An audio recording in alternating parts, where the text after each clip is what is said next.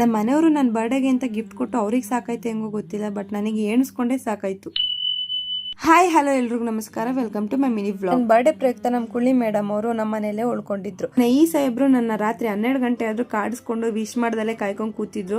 ಕೊನೆಗೂ ಏನೋ ಸರ್ಪ್ರೈಸ್ ಅಂತ ಹೇಳ್ಬಿಟ್ಟು ಕೆಳಗಡೆ ಹೋಗಿ ಕೇಕ್ನ ತಂದ್ರು. ನನಗೆ ನಿಜವಾಗ್ಲೂ ಒಂಚೂರು ಕ್ಲೂನು ಇರ್ಲಿಲ್ಲ, ಆದ್ರೂ ಕೂಡ ಇವ್ರೇನೋ ಮಾಡ್ತಾರೆ ಅನ್ನೋದು ಮಾತ್ರ ಗೊತ್ತಿತ್ತು. ನೈಟ್ 12 ಗಂಟೆಯಲ್ಲಿ ಕೇಕ್ನೆಲ್ಲ ಕಟ್ ಮಾಡ್ಕೊಂಡು ಪುಟ್ಟದಾಗ ಒಂದು ರೌಂಡ್ ಸೆಲೆಬ್ರೇಷನ್ ಕೂಡ ಮುಗಿಸ್ಕೊಂಡಾಯ್ತು. ಇದ್ರ ಮಧ್ಯೆ ಇವಾಗ್ಲಿಂದಾನೆ ಗಿಫ್ಟ್ಗಳನ್ನ ಕೊಡೋದಕ್ಕೆ ಶುರು ಮಾಡ್ಕೊಂಡ್ರು. ಫಸ್ಟ್ ಗಿಫ್ಟ್ ಅಂತ ಹೇಳ್ಬಿಟ್ಟು ತಂದು ಕೈಗಿಟ್ರು. ಕ್ಯೂಟ್ ಆಗಿರೋ ಒಂದ್ ಮಗ್ಗು ಕ್ವೀನ್ ಅಂತ ಬೇರೆ ಅದ್ರ ಮೇಲ್ಗಡೆ ಬರ್ದಿತ್ತು, ತುಂಬಾನೇ ಚೆನ್ನಾಗಿತ್ತು. ಅದ್ರ ಜೊತೆಗೆ ಒಂದ್ ಲವ್ ಅಂತ ಇರೋ ಒಂದ್ ಬ್ಯಾಂಡ್ ತಂದಿದ್ರು, ಅದು ಕೂಡ ತುಂಬಾನೇ ಚೆನ್ನಾಗಿತ್ತು. ಇನ್ನ ನೈಟ್ ಸೆಲೆಬ್ರೇಷನ್ ಎಲ್ಲ ಮುಗಿಸ್ಕೊಂಡು ಬೆಳಗ್ಗೆ ಎದ್ದು ಫ್ರೆಶ್ ಅಪ್ ಆಗಿ ವಾರಕ್ಕೆ ಅಂತ ಎಲ್ಲ ರೆಡಿ ಮಾಡ್ಕೊಟ್ಟೆ. ಹಾಗೆ ನಮ್ ಕುಳ್ಳಿ ಮೇಡಮ್ ಅವರು ಕಾಫಿ ಮಾಡಿ ಕೊಟ್ರು, ಅದನ್ನ ಕ್ವೀನ್ ಅನ್ನೋ ಮಗ್ಗಲ್ಲೇ ಹಾಕೊಟ್ಲು.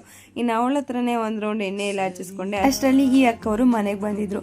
ನಾನ್ ಸಂಜೆ ಕರೆದಿದ್ದೆ, ಬಟ್ ಇವ್ರದ್ದೇನೋ ಕೆಲಸ ಇತ್ತು ಅಂತ ಹೇಳ್ಬಿಟ್ಟು ಬೆಳಗ್ಗೆನೆ ಬಂದು ಒಂದ್ ರೌಂಡ್ ಸೆಲೆಬ್ರೇಷನ್ ಎಲ್ಲ ಮುಗಿಸ್ಕೊಂಡು ವಿಶ್ ಮಾಡ್ಬಿಟ್ಟು ಹೊರಟ್ರು. ಅವ್ರಿಗೆ ಬಾಯಿ ಮಾಡಿ ಕಳ್ಸಿಕೊಟ್ಮೇಲೆ ನಾನು, ನಮ್ ಕುಳ್ಳಿ ಮೇಡಮ್ ಹಾಗೆ ನಮ್ ಸಾಹೇಬ್ರು 3 ಜನನು ಕೂಡ ಪಟ್ ಅಂತ ಹೋಗಿ ಫ್ರೆಶ್ ಅಪ್ ಆಗಿ ರೆಡಿಯಾಗಿ ಮನೆಯಲ್ಲಿ ಪೂಜೆ ಎಲ್ಲ ಮುಗಿಸ್ಕೊಂಡು ಹೊರಟ್ವಿ. ಇನ್ನು ಅದೇ ಗ್ಯಾಪ್ ಅಲ್ಲಿ ಬರ್ಡೇ ನಂದಿದ್ರು, ಮಿಂಚ್ತಾರದ್ ಮಾತ್ರ ನಮ್ ಸಾಹೇಬ್ರು ಅಂತ ಹೇಳ್ಬಿಟ್ಟು ನಮ್ ಕುಳ್ಳಿ ಮೇಡಮ್ ಅವರು ಅವ್ರ ಕಾಲ್ನ ಎಳಿತಾ ಇದ್ರು.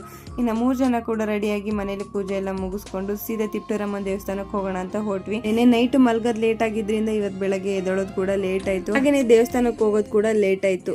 ಇನ್ನು ಹಂಗೂ ದೇವಸ್ಥಾನಕ್ಕೆ ಬಂದು ಅಲ್ಲೋಗಿ ತಿಪ್ಟೂರಮ್ಮನ ದರ್ಶನ ಮಾಡ್ಕೊಂಡು ಮಂಗಳಾರತಿ ಎಲ್ಲ ತಗೊಂಡು ಒಂದೊಂದು ಪ್ರದಕ್ಷಿಣೆ ಹಾಕೊಂಡು ಚಿಕ್ಕಮ್ಮನ ಹತ್ರನೂ ಬಂದು ನಮಸ್ಕಾರ ಮಾಡ್ಕೊಂಡು ಪ್ರಸಾದನೆಲ್ಲ ತಗೊಂಡು ಅಲ್ಲಿಂದ ಸೀದಾ ಮತ್ತೆ ಕಾಲೇಜ್ ಕಡೆ ಹೋಗೋಣ ಅಂತ ಹೊರಟ್ವಿ.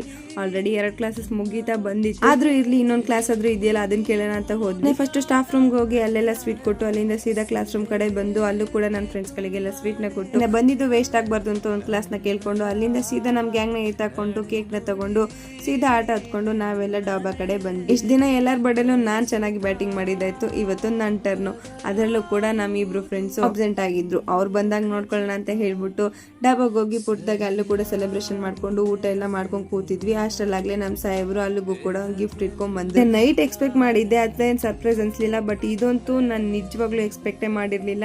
ನಾವೆಲ್ಲ ಫ್ರೆಂಡ್ಸ್ ಇದೀವಿ ಅಂದ್ರೂ ಕೂಡ ನಮ್ ಸಾಹೇಬ್ರು ಆಟ ಮಾಡ್ಕೊಂಡು ಅಲ್ಲೇ ಬಂದು ಗಿಫ್ಟ್ ನ ಕೊಟ್ರು. ನಾವು ಪಾರ್ಟಿ ಎಲ್ಲ ಮುಗಿಸ್ಕೊಂಡು ಸೀದಾ ಮನೆ ಕಡೆ ಹೋಗೋಣ ಅಂತ ಹೊರಟ್ವಿ. ನಮ್ ಸಾಹೇಬ್ರು ಆಲ್ರೆಡಿ ಇಲ್ಲೂ ಕೂಡ ಸರ್ಪ್ರೈಸ್ ಪ್ಯಾಕೆಟ್ ನ ರೆಡಿ ಮಾಡ್ಕೊಂಡು ಕೂತಿದ್ರು.